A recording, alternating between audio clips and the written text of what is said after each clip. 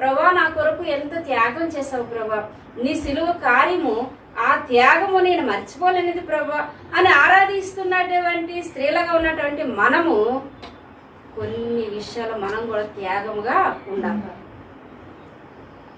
కొన్ని విషయాలు మనం కూడా త్యాగంగా ఉండాలి. నువ్వు తల్లి చాటి నుంచి వచ్చావు, కానీ ఇప్పుడు నువ్వు ఒక తల్లివి. అర్థమవుతుందా?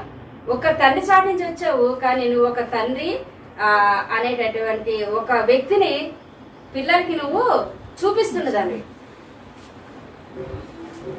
మీరు చూడండి, తల్లిదండ్రులు ఇద్దరు ఉండేటప్పుడు తండ్రి చెప్పేటటువంటి మాటల కంటే తల్లి చెప్పే మాటలే ఎక్కువ బిడ్డలు నమ్ముతారు.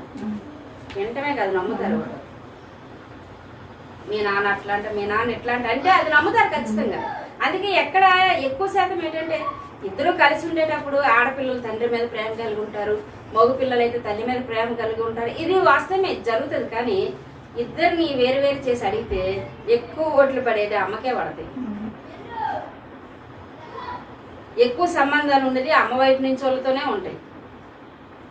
కారణం ఏంటంటే ఆ యొక్క కుటుంబంలో ఉన్నటువంటి స్త్రీ కూడా ఏం చేస్తుందంటే వాళ్ళ వైపు వాళ్ళని ఎక్కువగా పరిచయం చేస్తుంది. కానీ వాస్తవంగా దేవుడు ఆ కుటుంబానికి ఎందుకు తీసుకెళ్ళాడు? ఆ కుటుంబంలోకి వెళ్ళి ఆ కుటుంబాన్ని కూడా క్రీస్తు కొరకు సిద్ధపరచాలి. ఆ కుటుంబంలో ఉన్నవారిని కూడా క్రీస్తు కొరకే నువ్వు కనాల.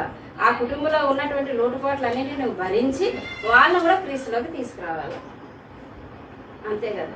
శారమ్మ మరి అట్లనే వచ్చింది కదా అబ్రహాం దగ్గరికి. రెబ్కా వచ్చింది, ఇస్సాకుతోనే తన యాత్ర ముగిసింది.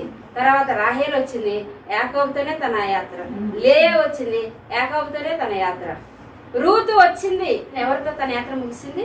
నయోమితోనే ముగిసింది. పరిస్థితులు ఎంత ప్రతికూలంగా ఉన్నా నయోమితోనే ముగిసింది.